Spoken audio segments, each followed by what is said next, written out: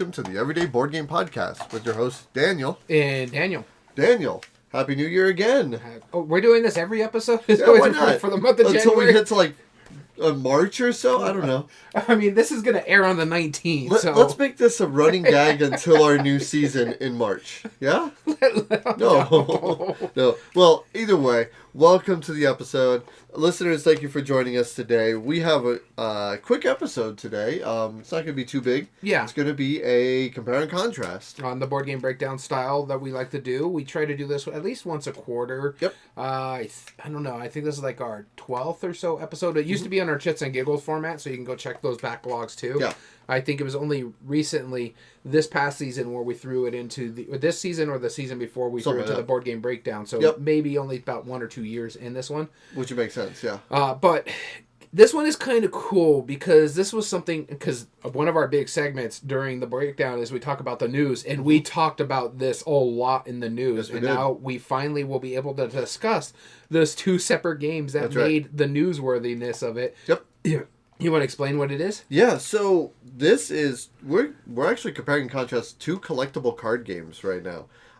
One that we've been playing for a while, and one that we just recently got our hands on and played. Mm-hmm. And they are tied together for a number of reasons, honestly. Yes. We'll go into like the whole details of it, but it's Disney Lorcana by Ravensburger and Rush of Ikkor by Upper Deck. Upper Deck, yep. And they're two TCGs, and if you haven't been following the news, that's fine. We're going to go into a smattering of what we understand of it. Yeah. But there is some legal stuff between the two. That happened. So we decided, what better than throw our hats into the debate. Continents, no less. Yeah, two different continents. So we're going to throw our hats into just comparing the games. So that way, if you don't want to be like involved in the legal process of it, let's just talk about the games itself. And if one sounds better for you than the other, then this is what we do these compare and contrast for as well. And what's interesting about these two games, though, is based on the stuff that we're going to talk about a little bit later, they only share a little bit of DNA. Yeah. So there's more DNA in other games and other systems, too. Yeah, we'll get into it. And interesting themes on both of these two, I have to say. Yes, very much so. Yeah, both intriguing. Mm-hmm. But before we get into that, you brought up the fact that we've talked a lot about the news. Through the year, yeah. Let's talk about the news right now. Yep. You want to flip the coin of doom? Yeah, let's flip the coin of doom. All right. Starting with me, the first bit of news here was a big piece of news. On December 31st, I think it was, when this did this, it was like right before the new year, Stonemaier decided to discuss everything that they're possibly coming out from the year, which is kind of nice because it's showcasing, it allowed people to save up, because normally his whole process originally was, I announce it, and then you guys can buy it. Yep. You get maybe a month just to kind of determine if you want it. This one, this is pretty much what's coming out through the entire year. Yep. And I appreciated that. That was actually quite interesting to watch, too, when he's talking about it.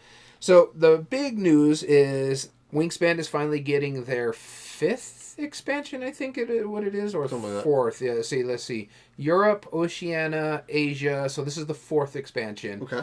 Out of 6, guaranteed, because they said they want to do an expansion for every continent. Mm-hmm. They tried to add new stuff here and there. Europe was basically just a bunch of new cards with in-round scorings or stuff like that.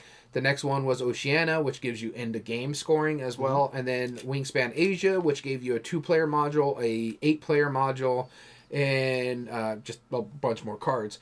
Well, the new one now is called Americas, and it's going to be doing Central, South America birds and stuff like that. They add a new mechanism with smaller hummingbird cards. I don't know too much about it. I haven't watched any of the new videos based upon it. But that is the main one where it deals with Central and South America, which is one of my favorite continents that I wanted them to do. Yep. And I only just recently found out... the birds of the Amazon, right? Yeah, well, but I just recently found out about this. Me and the wife were talking about it.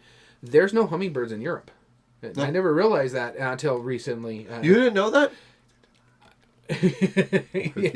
Yeah, no, I never knew. I thought they had some, but no. From what me and my wife researched and found out, no, they don't. There's no hummingbirds, and then he was talking about we're doing this hummingbird mechanic, and I'm like, I just recently found out that these are the only continents that have hummingbirds, so that's kind of interesting to me now.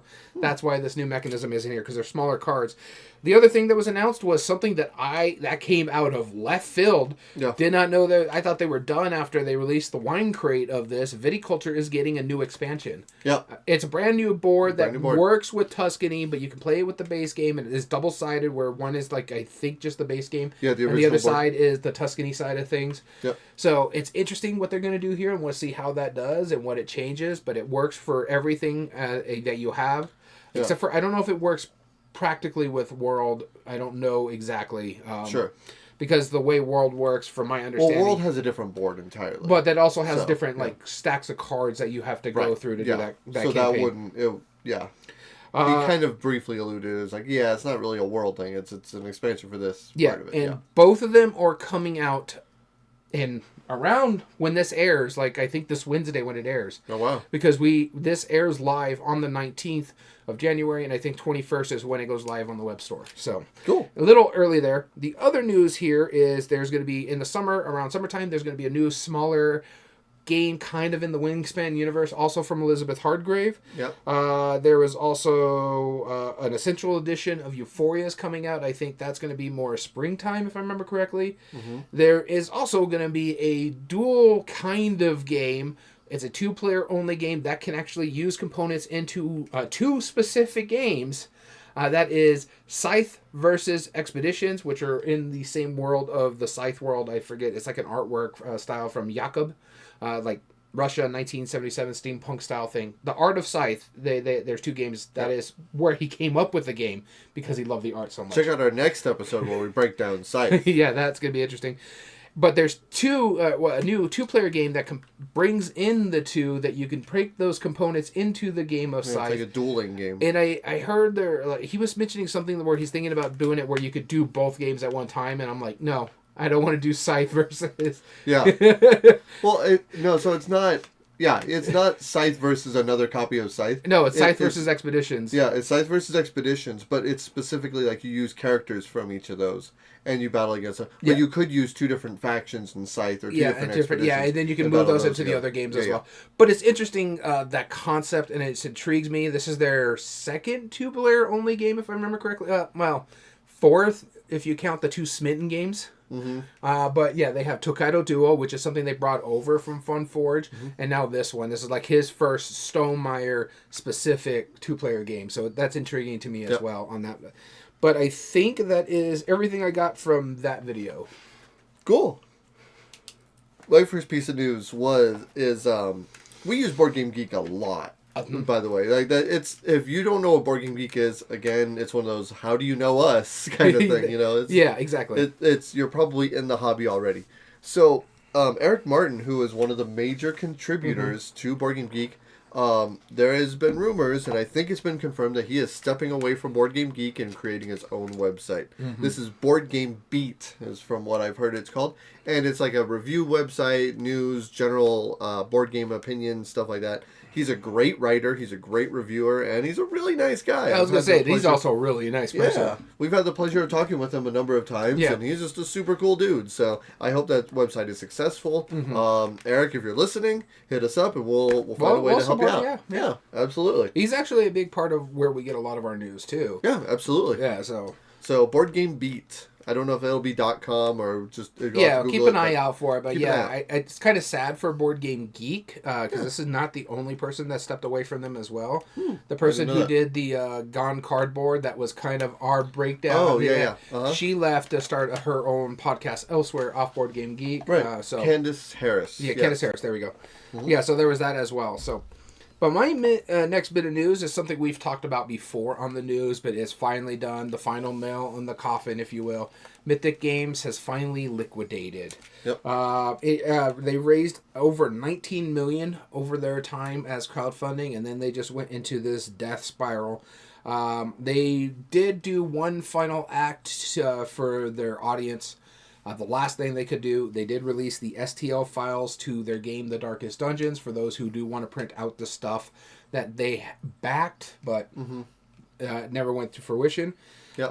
All games that were still under contract with them have been released back to their designers, and they are fully liquidated now. Any stuff that they had, paid off what creditors they could, and it's done. Mythic is finally now permanently fully defunct. So, sad news in the industry.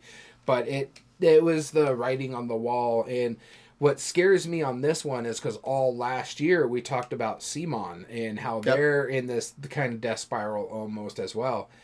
And it kind of reminds me of the way Mythic after 2020, there was like this death spiral, and it just kept spiraling and spiraling, and it took them 5 years, but now they're finally fully liquidated. Yep.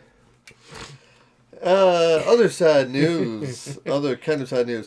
Incredible Dream, the company helmed by the one and only Kevin Wilson. He announced that they are pausing essentially stopping what they're doing now. Doesn't mean that they're going away, doesn't mean they're closing shop.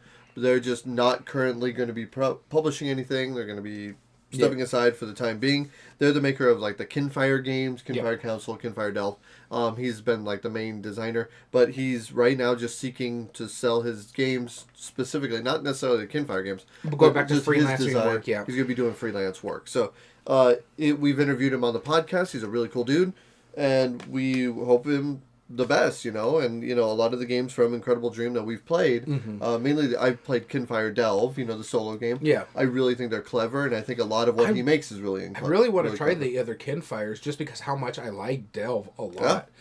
The other thing, too, about that kind of news, this is like we were talking about how Simon's kind of remind me what Mythic did. Sure. This is kind of reminding me what happened with Tasty Minstrel, where they shut down the game design and they just concentrated on their dice sales and stuff like that. Yeah, something like that. And I have not heard anything about them in years. And I have quite a few Tasty Minstrel games. In fact, I have a game that was reprinted from them for Renegade that we just played recently, and I enjoyed the mess out of. So hopefully things get figured out with all these companies, because it's a sad day that the Libelud, as you can see, Take Time behind me, they're shutting down. So, all right, my next bit of news, but a company that I also really enjoy. This is back into the good news announcements and stuff like that. I just started with Stonemaier, another game or a company that I pay attention to. You can see their stuffies hanging out right here with us. Thunderworks Games announced some expansions that are coming out, as well as Fliptoons is now back in their markets as well. So if you want to pick up that, their second printing run is on the market.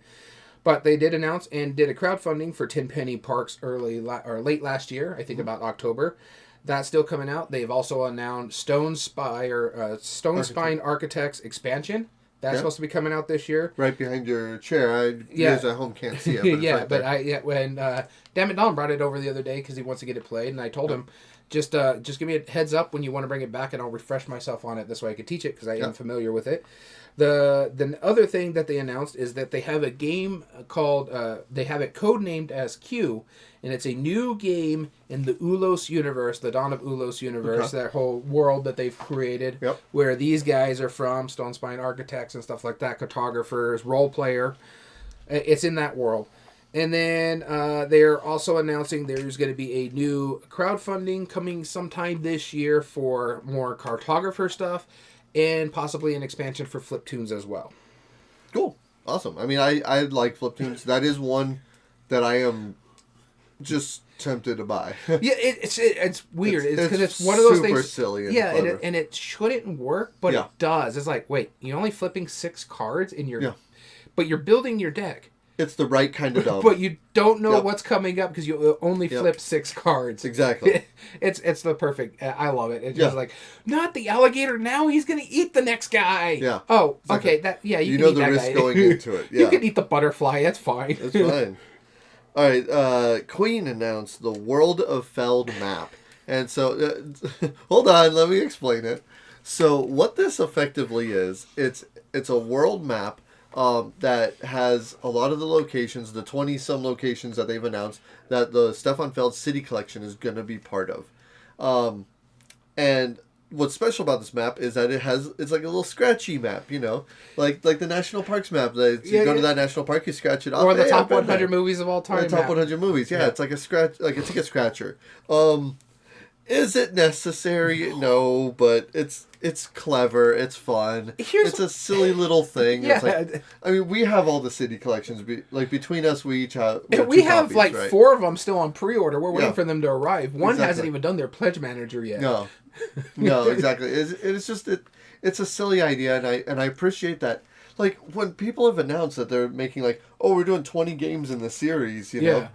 That's a really difficult thing for one, and two. almost no company has done something that ambitious before. Yeah. And Queen is sticking to it. They're on like 12 now. Like, I gotta get... Well, like, once those are fulfilled, Once those are fulfilled. The campaigns have been done through 12, meaning those games have been designed.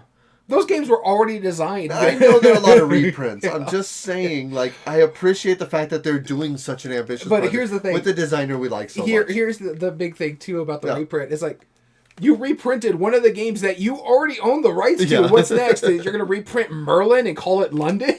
Yeah, that would be pretty hilarious. Yeah, and I already have the big box of Merlin. Right. It's like, come on, guys. Yeah, come on. Queen. I have Amerigo, and now I'm getting this new one just because I want the line. So exactly. It's just, and I don't know if I would get rid of Amerigo. What is? Because it took me so long to find that one. Can you imagine if they made like a World of Kinesia map and you had like 800 spots to scratch off? If someone did a World of Kinesia, I don't think I can get into that because there's too many. You'd get carpal tunnel by the end of it. Yeah. He's got what, almost 700 games now? Something like that, yeah. Oh, man. It's all right. My last bit of news is actually pretty decent big of news here. Asmodee is finally finishing one of their bigger acquisitions here, and this is for Exploding Kittens. Oh, I didn't know that. They are fully acquiring the rest of Exploding Kittens. They originally had 55% company control. Wow. They just bought out the other 45%. They announced that they are optioning the remaining 45% of December 22nd, 2025. The acquisition will probably be completed about the first half of 2026, so the first 2 quarters. But yes, so they are fully going to vest and control Exploding Kittens. So Asmodee back onto their fully acquisition thing here. Which, if we're not mistaken, friend of the podcast, Ken Gruhl, like he's one of the lead developers in Exploding Kittens. Yeah. So I hope it works out really well for them. Yeah, and it looks pretty interesting about that. I just saw that and I'm like, and they announced this like 3 days before Christmas that they were going to do that. I'm like, why are you trying to sneak? This is a big news. And not a lot of people were actually talking about it. I had to actually, because I heard the rumblings about Asmodee. So I had to go and research, and I finally found this on some random, I think it was on another, like Board Game Wire or something like that had it as well.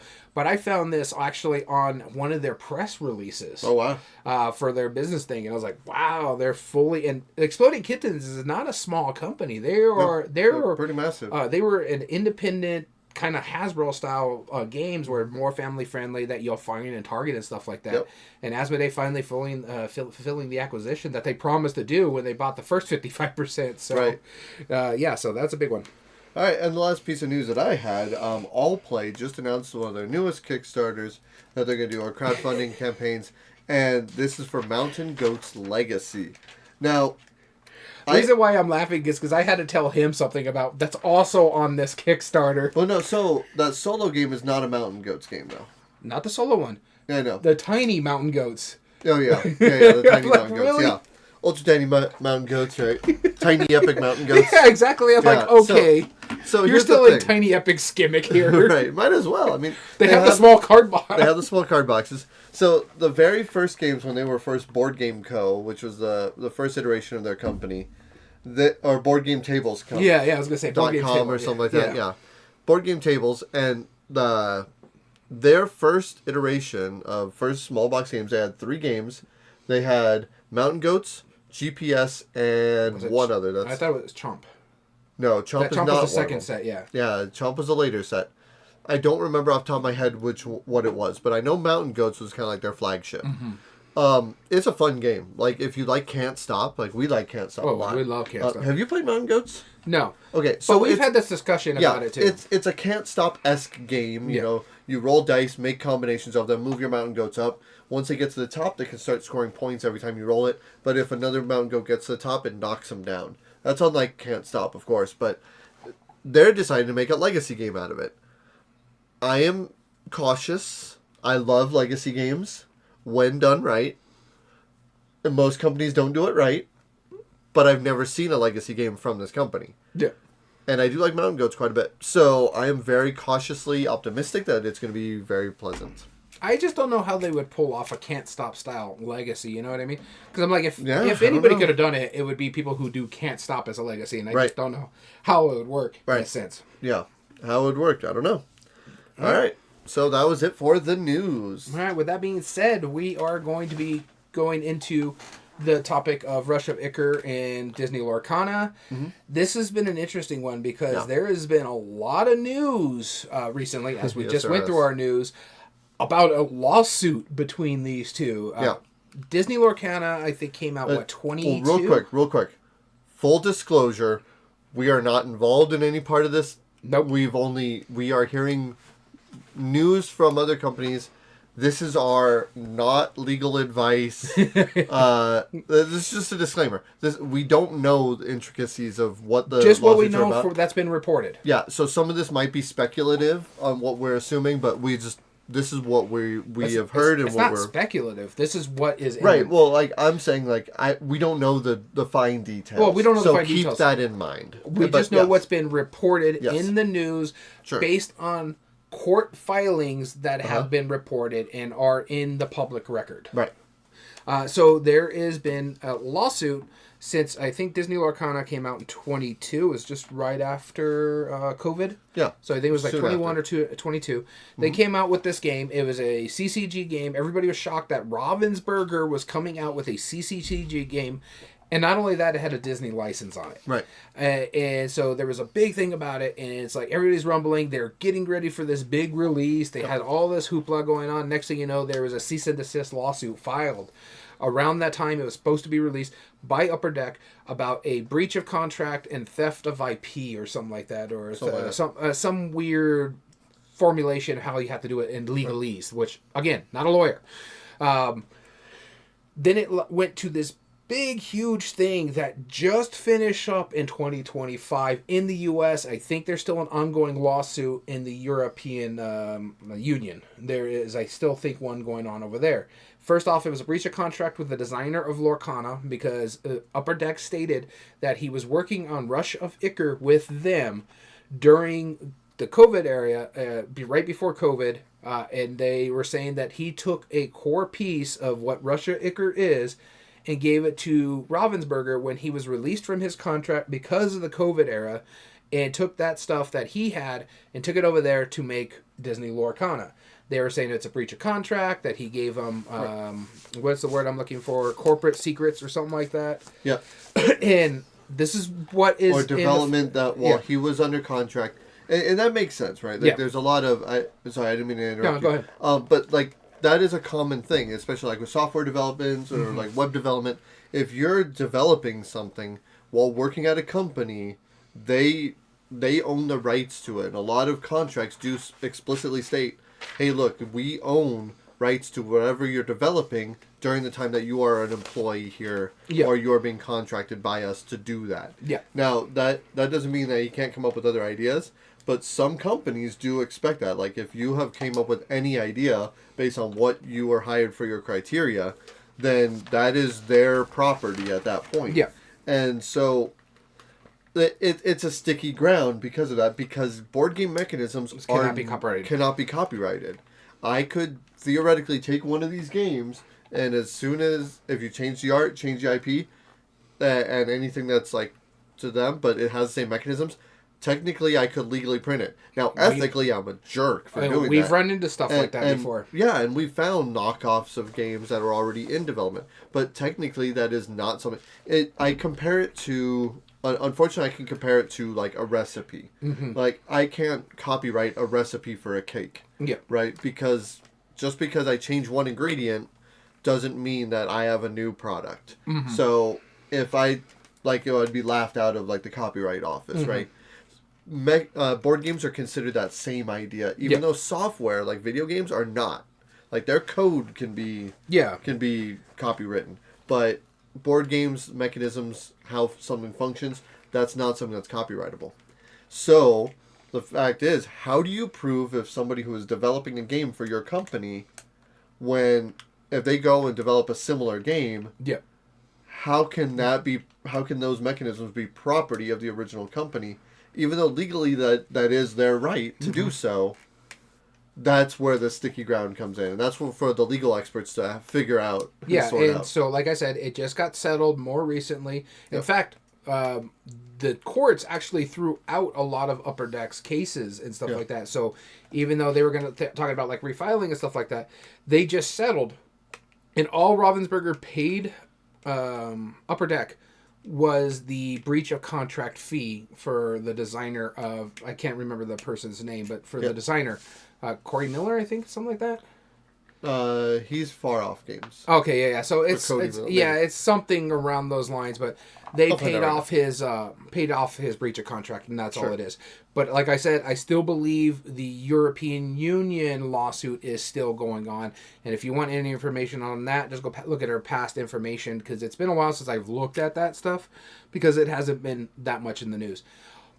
With that being said, we were able to get the starter decks for Russia. Corey Godby. Corey. So I had the Gory right.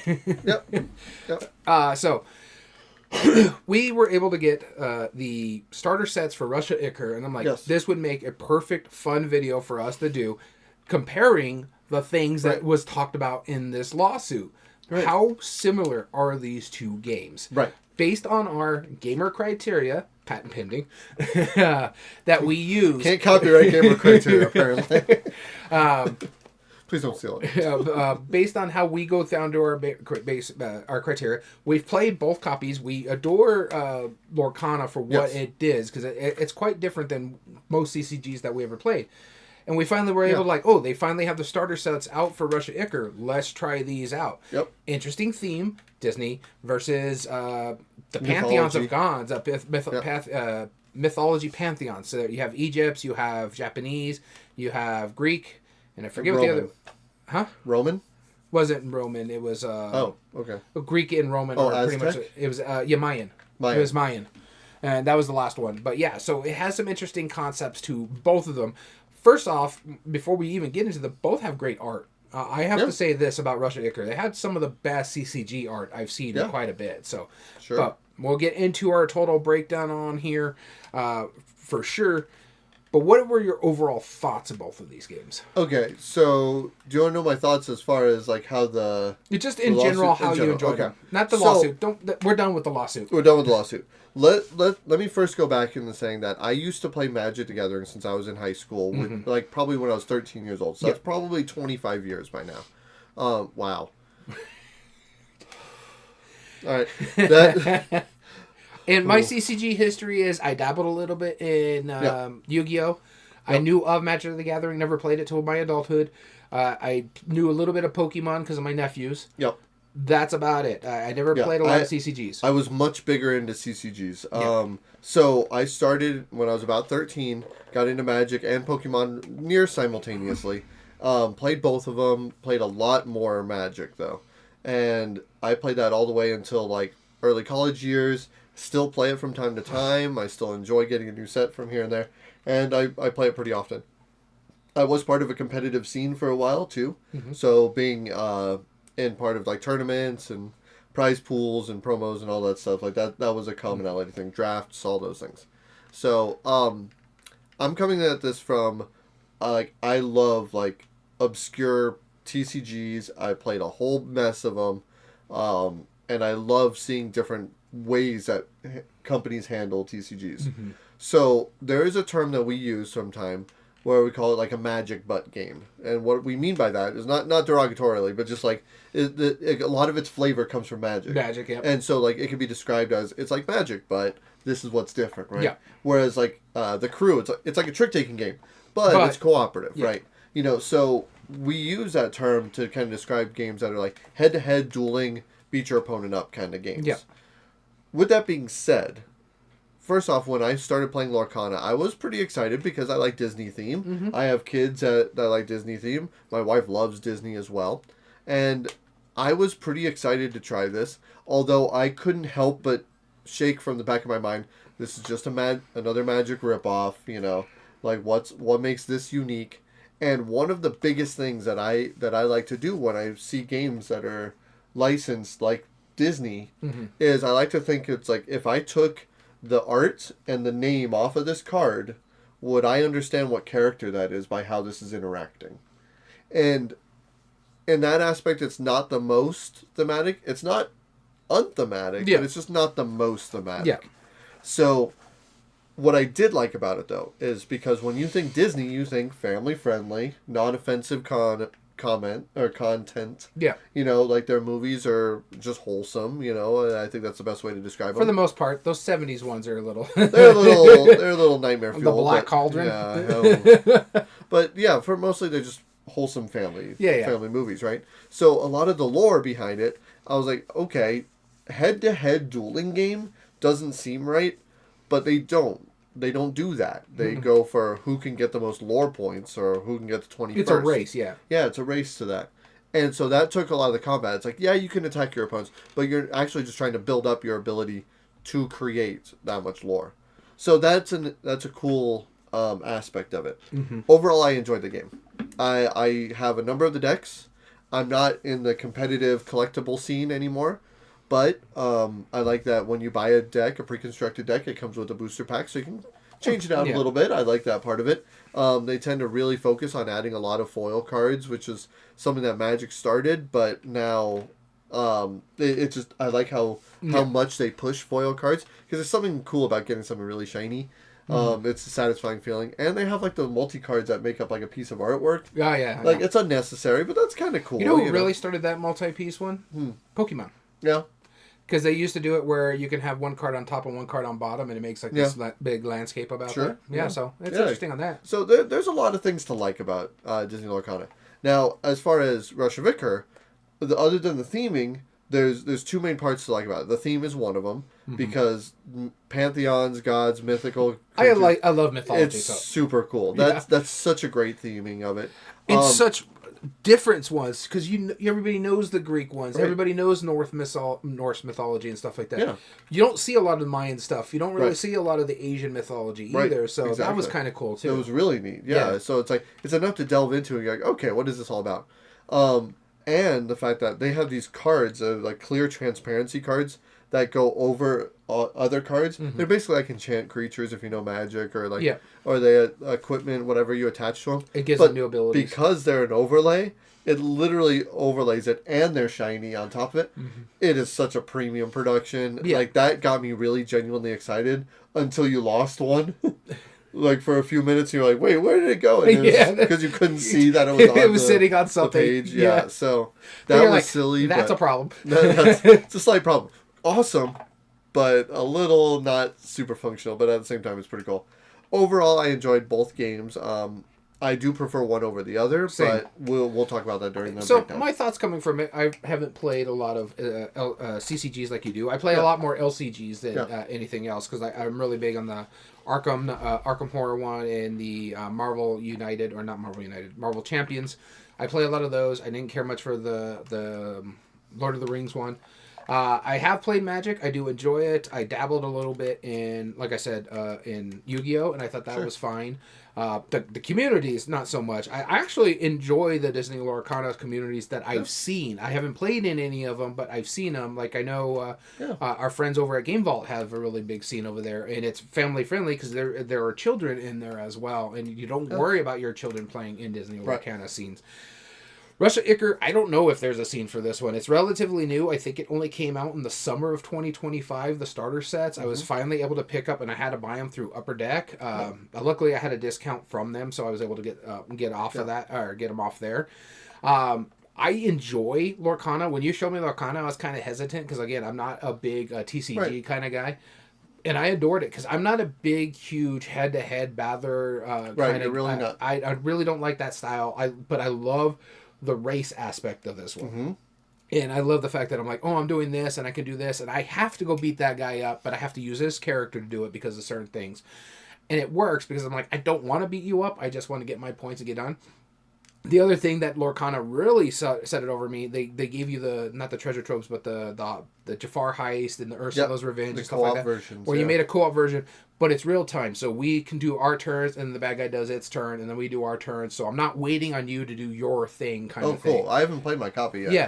So it's when it's the player's turn, it's real time. And we'll get into more when we do the full breakdown. But coming from me, I'm like, okay, I really like this. I got almost every starter set. I think I'm missing the last two sets. But I have plethora of them. I like to play. I play that one that you got me, the Jafar one, solo every now and then. I do enjoy the mess out of it, trying all the different decks. I showed it to my other game group. They enjoyed it. We played Rush of Ikkor. And I liked it for what it did. Sure. It's closer to the battler system that I don't like, because I have to beat your characters up. This way you can't get your points. Right. That kind of thing. But it is also a race to point pool. So that is one of the themes that they have, and we'll get to more again when we get into the breakdown. But we just kind of want to discuss where we're coming at when it comes to these style of games, and give you kind of an overlay of how these games work. Cool. Awesome. So, game immersion. Let's talk about game immersion first. That breaks down to, is the game fun to lose? Player interaction, whether it's table talk, role-playing, and memorable moments. Do they stand out? Was there any, like, I don't think either of them have any more memorable moments than, like, any other TCG, per se. Yeah. I think the big memorable moments really for like Lorcana is because they give you and the other one, Russia Ikkor, did give you a booster pack in there. But since I'm more attached to Disney characters, I just had a little bit more memorable moments when I pulled something really cool out of one of those packs, or got a really cool character like the Aladdins, or in this case, me and my wife were talking about it. We did a Disney test thing, me and our group of friends that I always talk about, when we went to Disneyland, and it tested our personalities at Disneyland of what Disney characters you represent. That's fun. And we all got different characters. Our wives got Maleficent from Sleeping Beauty, and the Evil Queen from Snow White. And then my buddy got Peter Pan, and I got Tigger from Winnie the Pooh. I can see that.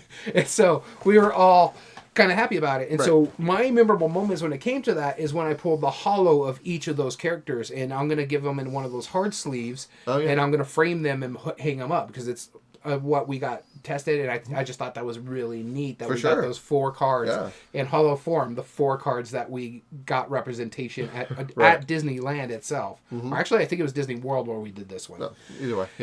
And so, that's the memorable moment for me, is pulling from the TCG. But there is some fantastic looking cards in Rush of Ikkor as well. So, again, your memorable moments when it comes to a TCG is basically the pulls. Right. And the thing is, like, the memorable moments, like, I also...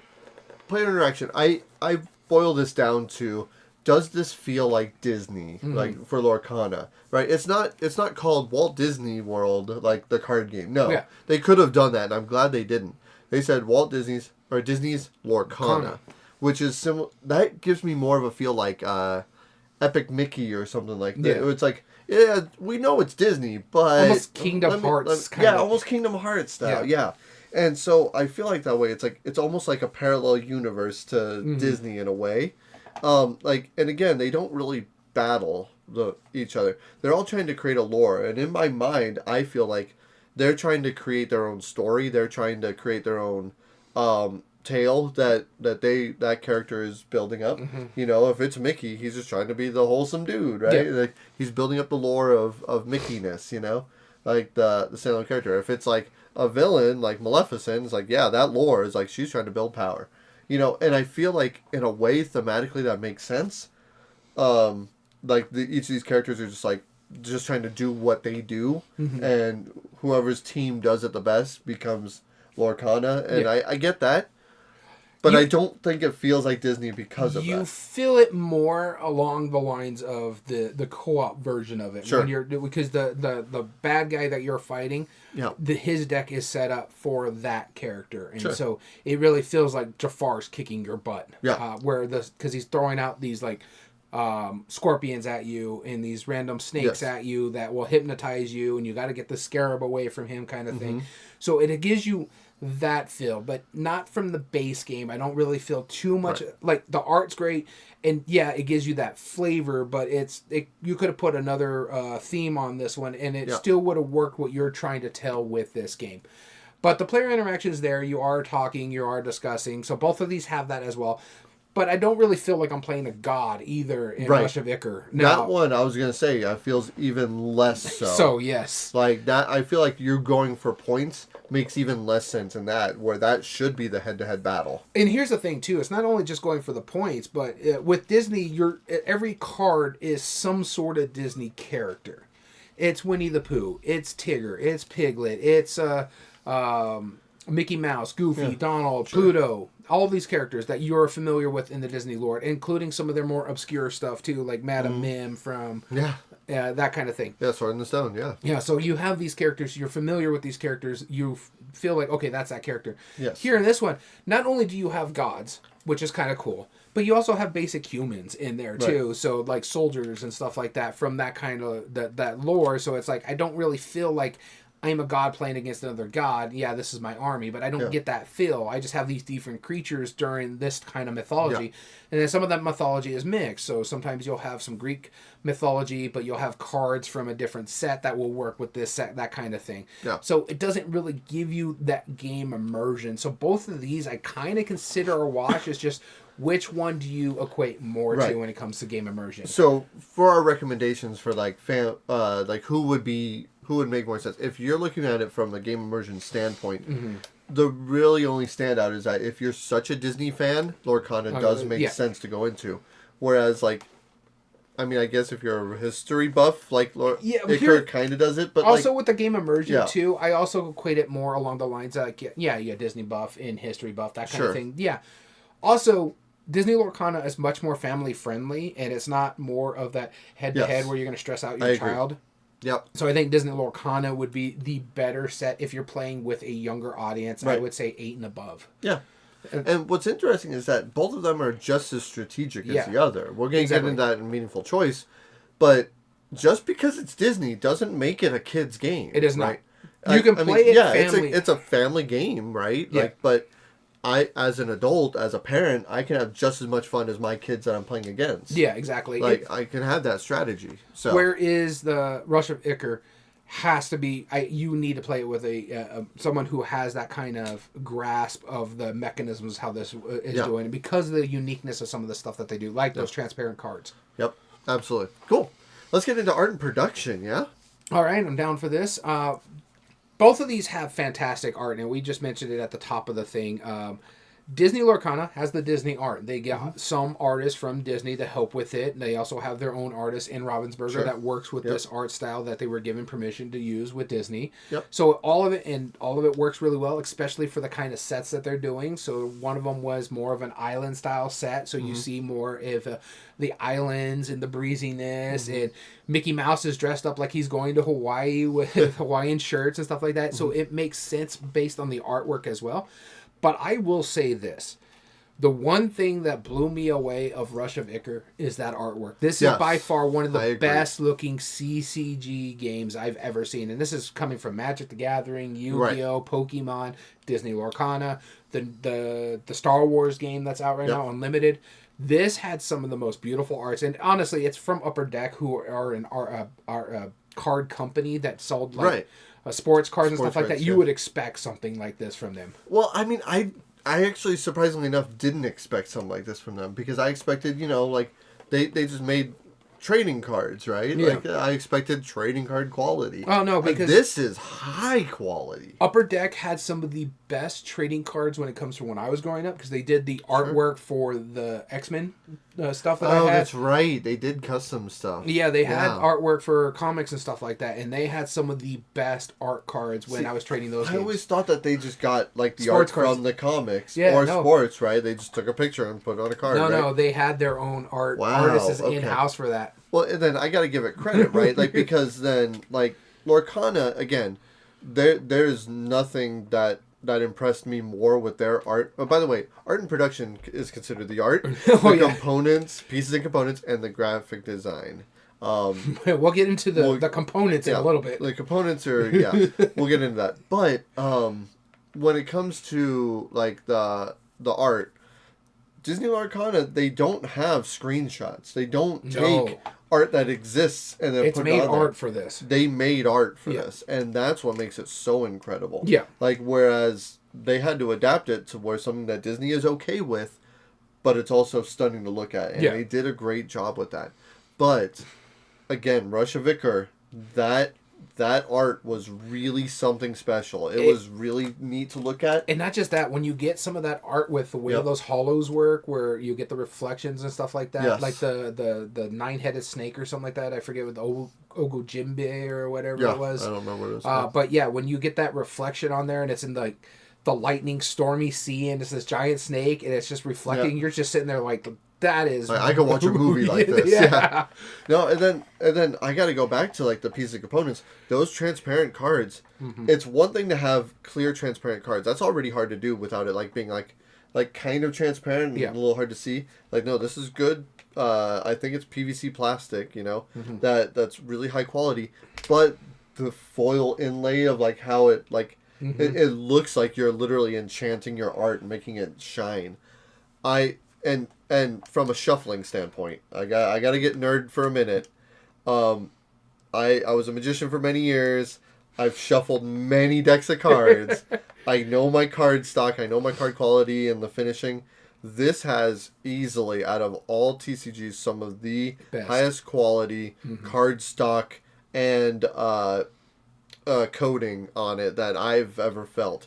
This, I genuinely thought I was going to crack the card because of it's nice and thick, it's strong, it's still malleable, but it's sturdy. I'm fairly certain that these cards are, if not fully plastic, partially plastic. And I remember saying that too. Yeah, we were having that discussion. This feels like a deck of plastic playing cards. And we were talking about it too, and I was like, yeah, but you kind of expect that from a card company like Upper Deck. Ravensburger, yeah, they have cards, but they're a board game company, so they're going to try to do as best they can with the card stock because they know their style. But you expect the best quality cards for a card company like Upper Deck. Yeah. And man, that was they did not. Yeah. So like as far as pieces of components go, like art would go to Lorcana still. Yeah.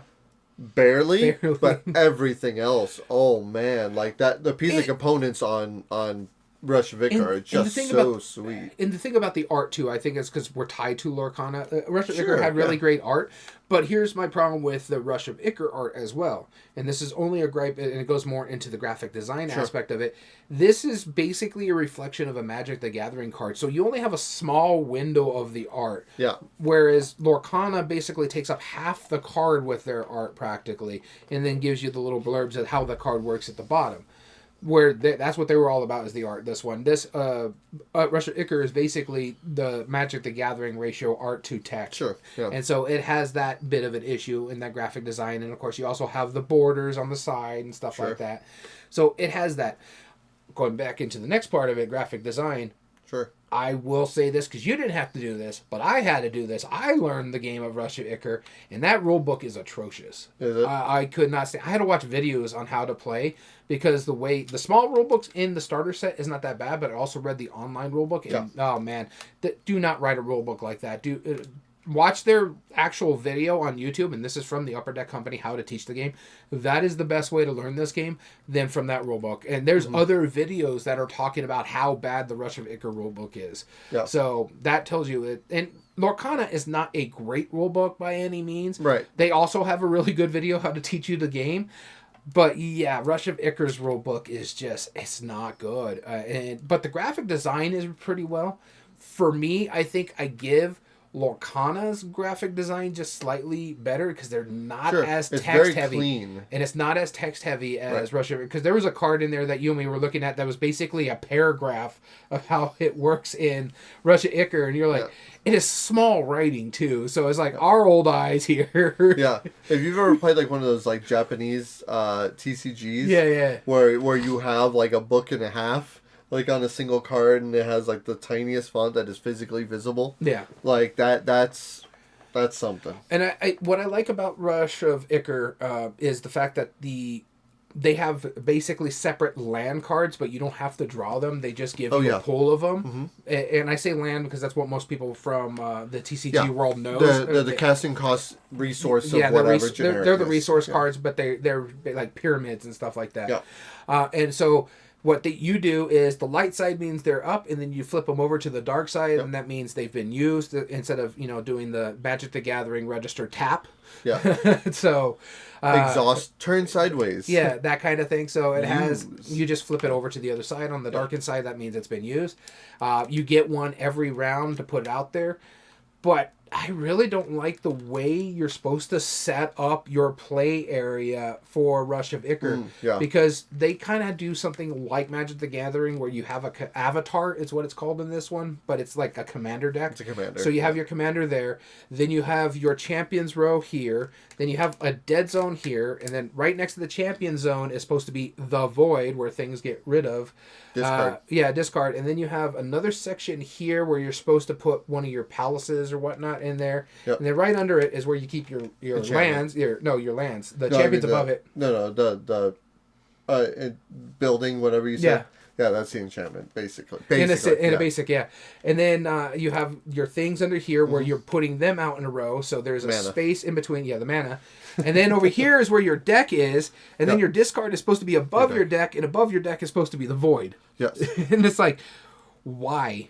Why do you have to make this so difficult? Lorcana is like, this is your play area. This is where you put your islands if you're playing that set. Yep. And this is your magic area. Everything else, yeah. My only gripe with Lorcana when it comes to that graphic design is half those cards you can't use for Magic when you need them, and a lot of those cards are like high price. It's like, oh, I need to get some Magic out there for I can get this card, but none of the cards. Specifically, it's called ink. None of these cards can be turned into ink. Sure. And so that is where it becomes an issue. Yeah. That kind of aspect is like you need more ability to get ink into your tableau, and so. That is my one gripe with those graphic designs is like, no matter what you're doing in Rush and Ikkor, you can get stuff out. Sometimes you're stuck in Lorcana because you're not drawing the cards that can be converted to ink. Right. So let's branch off of that into meaningful choice because that goes twofold. So it goes, meaningful choice is impact on other players, whether that's strategy, tactics, how you impact the other players cooperatively or negatively. The depth of strategy, tactics, or skills, and do arbitrary choices, AP, impact the gameplay. Now, here's where the design is very clearly different between the two. Yeah. We should actually talked about that, what the whole lawsuit was about the samesies aspect. Right. And this is where you're going to see the differences, because we know that it's not the same art. Yeah. We know it's not the same IP. They are arguing specifically on how the game functions. Mm-hmm. So that's the meaningful choice. Okay. First to 20 lore in Lorcana is the winner. It's a race to do that. You have cards from your deck. They are just generic cards. On the top left corner is the cost of it. Some of them have a little swirly doodad. That means that they can be ink. Mm-hmm. If you put them face down, you can put down one of those per turn. Or if your card's face down, it no longer matters what's on the front of it. It's just an ink. You turn ink sideways to pay for your cards. So you can only pay for one that costs 1 at the first turn, 2 for the second turn, 3 for the third, or cards combination up to that amount. The functional difference, we're going to be nitpicking here because there's only a few functional differences. The way that they handle the resources to pay for the cards in Rush of Ikkor is you have a stack of those cards and one comes out automatically per turn. Mm-hmm. Which I've seen in other TCGs. I've seen that, like where they had that. But being able to play cards from your hand and turning them into the resource, that's another big factor. That's a massive difference if you're in a competitive scene or how you want to play the game. That doesn't sound like a big difference. That's a huge difference. Because I have to throw away something in my hand. Which could be good. Which could be good, and I have to make that tough choice. Is it worth it for me to throw it away now so I can pay for this thing now? Or potentially a bigger one in the future. Or hopefully I get something that big card in your deck. Exactly. That's worth 7, and you need that ink in Right. So as far as the resource management, I really like that. It's not a separate pool. Mm-hmm. It's you have to make that difficult decision, which is always really fun. That's one of the biggest differences in the game. And then that's one of the biggest functional difference. What's the next functional difference? The next functional difference is how the point totals work in this one. And this is the big design where this was the crux of the lawsuit is by this. It's both of them a race to a points. 20 points in Lorcana, 10 points in Rush of Ikkor. Yeah. The big thing is you're rushing in Ikkor, and I think it is... You're questing for in Lorcana to gain the lore. Yep. And that basically just how many of those ticks that person gets, you get that lore. In Ikkor, you do the same thing. You rush and you get the Ikkor and you put it on that specific card. So if it rushes 2, then you get that Ikkor and you put it on the card. And you hope it comes back to you with those on there before it gets knocked out, because then you can bank those points.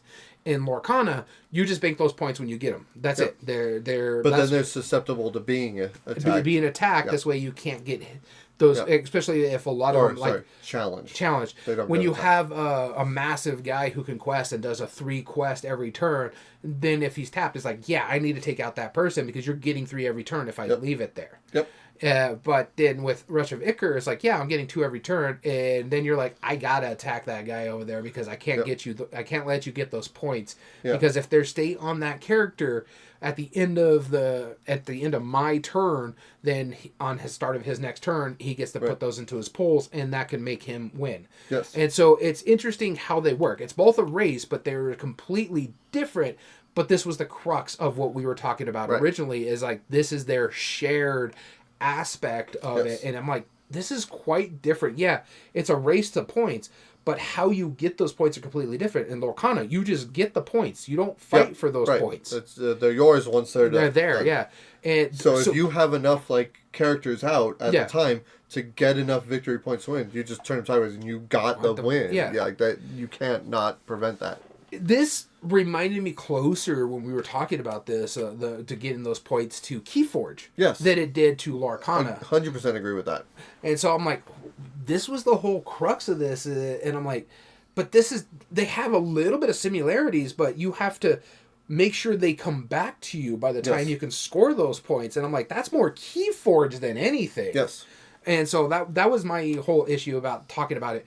Now, both of these have really good impact on other players. They have specific keywords that work. Like, if I am questing with a certain character and they have fast, then you need to make sure you have a fast character to challenge my character to make sure it can't quest anymore. Same thing with Rush of Ikkor. They have a keyword that I have to be challenged or fought by a specific creature to go, and it's kind of like flying in Magic the Gathering. So if you're familiar with these kind of terms, it's in essence that. So there is some depth and strategy tactics with both of these games as well, because these are CCGs. You can get the pre-built deck, but the whole crux of these kind of games is building the best deck for yourself, whether it's through booster packs or whether it's through single cards that you buy for yourself, buy card shops and stuff like that. So that's where your strategy mostly is coming from, is building these decks. Now, the set decks, perfectly fine if you're playing casual, but if you're going to more of the tournament style, then you should build your own deck. But both of these, that's where those are as well. Exactly. It's really interesting from a mechanistic standpoint. The other thing that these do differently that other like Magic, for example, doesn't do. Magic, when you attack a creature or an opponent, it just does the damage right away. This has what's called sticky damage, where any damage I do to a character, it stays permanently on there until they're healed up or that damage is removed.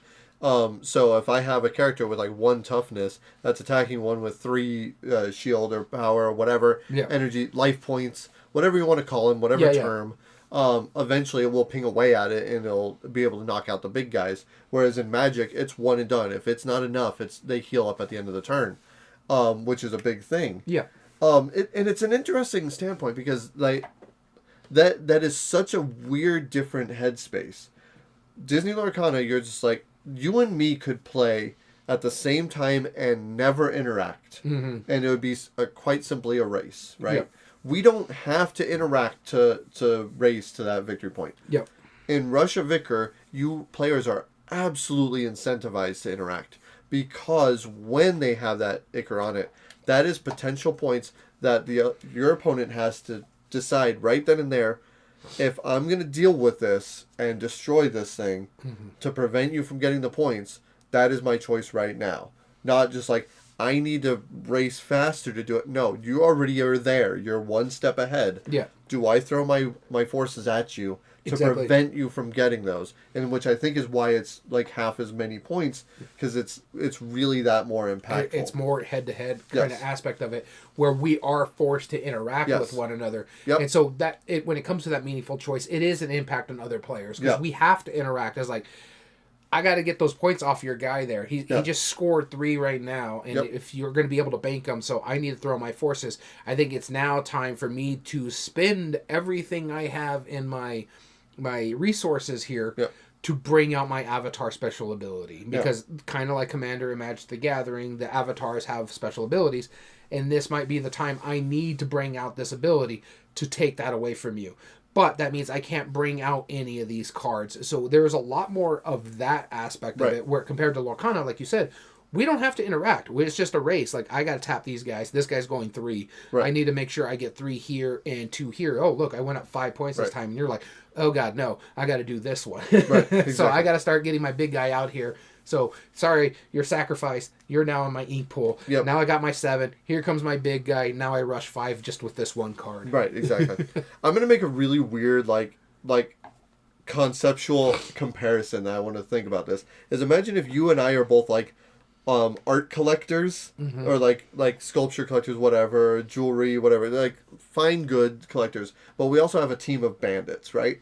So in Lorcana, in Rush of Ikkor, you are sending your bandits over to my field to try and steal my money, right? Yeah. And as you're trying to steal my goods and my wares, I have to decide. I have like a little chopping tool, like an axe that comes down and will chop off the hand of one of the guys that I want it to. Yeah. The question is, do I let this guy get away with it, who's only stealing like a couple of coins, or do I wait for somebody to go for the crown and chop his hand off, knowing that you now know that axe is coming? Yeah. Whereas in Lorcana, it's more like, oh, I see you're sending my guys, but while you're sending my guys, I'm also sending my guys to go get your money, right? It's such a weird comparison. It's so non-combative in a way, but it's also like, it's like, yeah, you can steal my money, but this guy's stealing yours at the same time, and he's going faster, so shame on you, right? You know, it's so strange in that weird aspect of it. And I hope that makes sense to our listeners, because it's like, that's how it feels. It's like, I have to stop you from winning, whereas in Lorcana, it's like, I have to beat you to the finish line. And so it's almost in a sense where Rush of Ikkor is like a boxing match. Yeah. And maybe we're not going to go for the knockout. We're more going for the point totals. Where Disney Lorcana is basically Formula One. It's 2 different sports that is both based on kind of how you finish kind of thing. Yeah, whereas like Magic the Gathering is a galactic battle to the death. Yeah, pretty much. It's like you just have to kill the other person. So when I'm coming to like for meaningful choice aspect of this one, my best way, and I mentioned it earlier, if you're coming from something like Keyforge, and I think Rush of Ikkor would work for you because you already know kind of that concept. So that would be my recommendation if you're like in a Keyforge mindset. I think Keyforge is more so for Lorcana, just because, like, again, I can play my way and you don't have to interact with me. Mm-hmm. You might want to, and there is opportunities to do so, but you don't have to. Whereas, like, if you're coming from a Magic setting, Rush of Ikkor makes more sense for you. No, okay. But let's think about non-TCG, right? You know, because we're a board game podcast. Board gaming, yeah. Like, I think, like, a Euro game aspect would make sense for Lorcana. And it makes sense. It's from Ravensburger. Yeah, you're more about points than anything. You're trying to get the points first. Whereas, like, if you're from an American company, you know, like, where you're beating each other up, then Rush of Ikkor does make more sense. Yeah, and I don't disagree with that either. And if you really like the theme, too. Yeah, like, if you're coming over from Ameritrash, Arkham Horror, that kind of thing, Rush of Ikkor is right up your alley. Right. Absolutely. Cool. All right, let's get into ease of play. This breaks down to, or actually, go ahead. Simplicity and familiarity of the mechanism, the likelihood to get to the table, either by the mechanism or the theme, and is it easy to learn, understand, and or teach.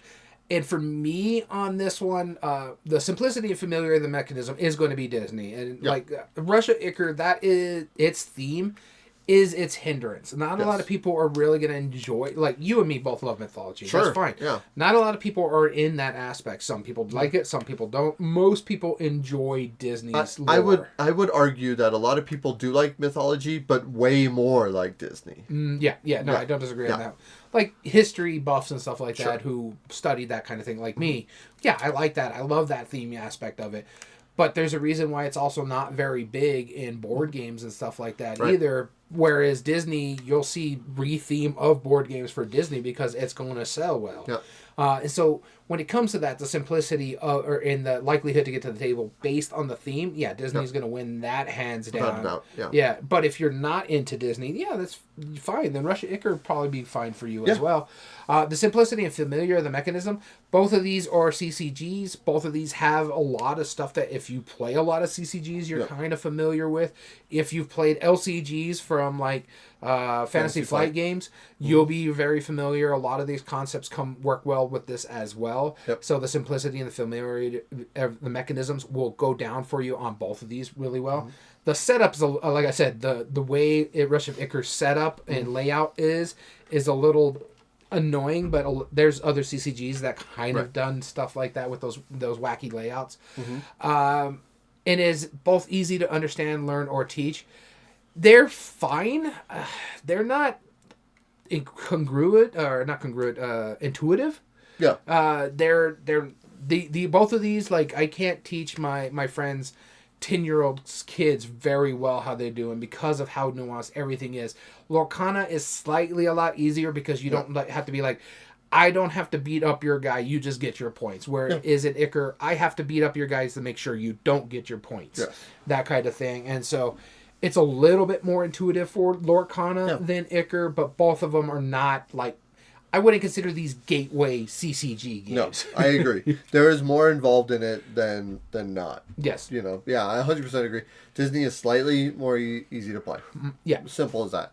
And the likelihood to get to the table just really helps it with Disney. Yeah, so if you're not into Disney all that much and you want to try a different style of CCG where it's kind of a race, then give Rush of Ikkor a try. I mean, it's a fine game. I really do enjoy what it did. Yeah. It's a fun little race too, trying to get that Ikkor there. Going back to the pieces and components, we forgot to talk about this real quick. Out of the base box, they give you these cheap little cardboard. And that's true for both. Yeah. So be aware of that. Yeah, little punch outs, but it's not even cardboard. It's like paper thin stuff. Cardstock. Yeah. Yeah, it is like. Just be aware of that. We forgot to mention that.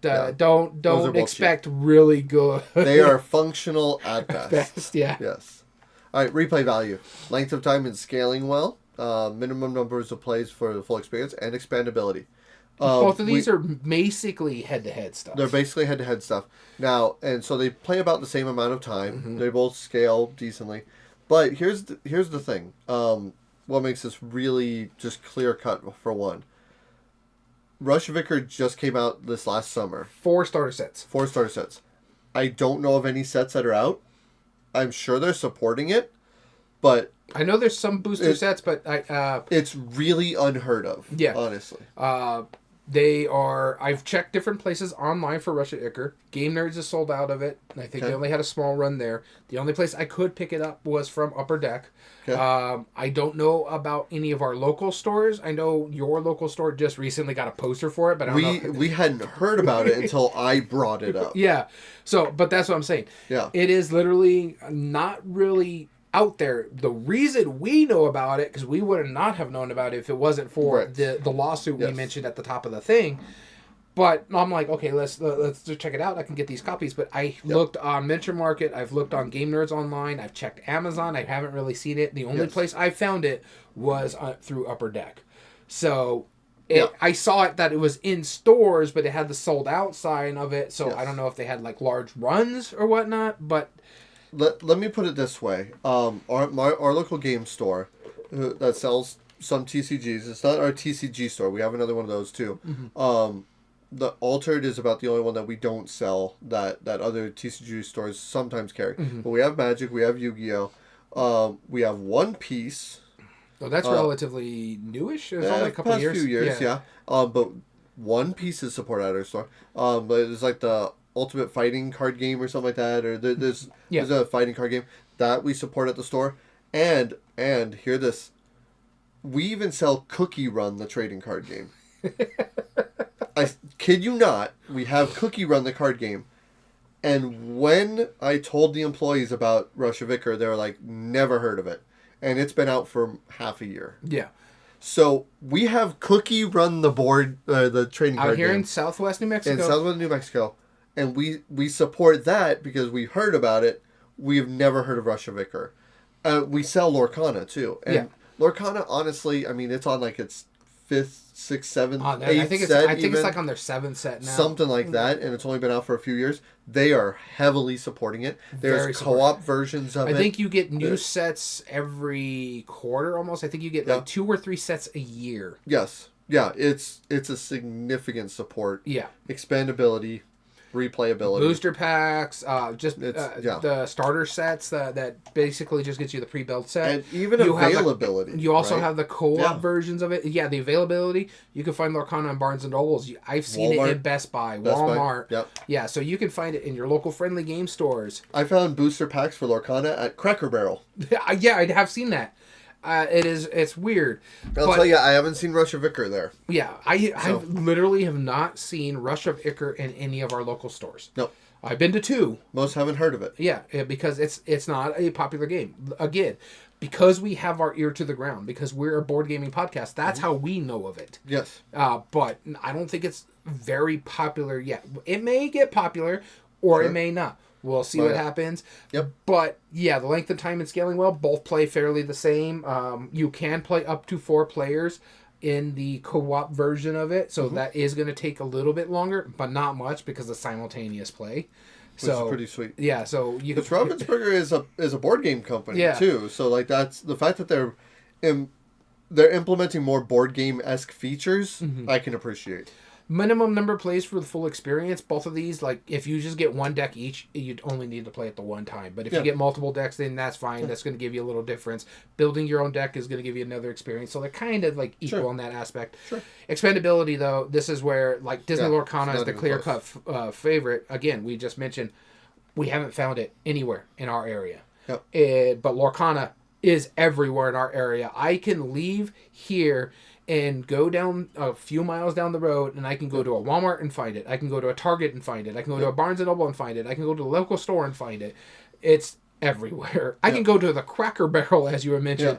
Now, granted, for the first year, that was really difficult because they were allocated so much, but that's because of the demand. But now they're not just the demand either, because when they released this, it was right after everything was trying to get back to normal after COVID. So that was a big kind of issue, too. Yep. But yeah, now you can find it. Like, I was shocked when I found it at Best Buy one year when I was just going Christmas shopping. I'm like, what the heck is this? Yeah. So why not? Yeah, so with that being said, that is everything that you could know for Rush of Ikkor and Disney's Lorcana. Yep. Hopefully that'll let you... Yeah, hopefully that helps you push you towards, like, which game you think you would like more. Feel free to ask us comments down in the comment section or send us emails. We have an email, everydayboardgames2020@gmail.com. And we also have an Instagram, instagram.com/everydayboardgames. Feel free to reach out to either of us with your questions. We'll do our best to answer them. We're not by no means experts at either of them, but since we are a board game podcast that has played both of these, which are arguably the ones who have. So maybe. I mean, a lot of people have played Lorcana, not so much Ikkor, but, you know, we'll be happy to answer where we can. Yeah. And, again, everydayboardgames2020@gmail.com, instagram.com/everydayboardgames. Reach us out. All video re-uploads and reviews are found under youtube.com/@everydayboardgames. And if you like what we do, there are 3 things you can do to help us grow on the platform. Subscribe if you're not, like the video, and comment down below and tell us your thoughts on the subject, especially on this one. If you've played Rush of Ikkor, let us know what you think about it. Absolutely. We also film our episodes live at twitch.tv/everydayboardgames. Feel free to join us. We traditionally film on Mondays.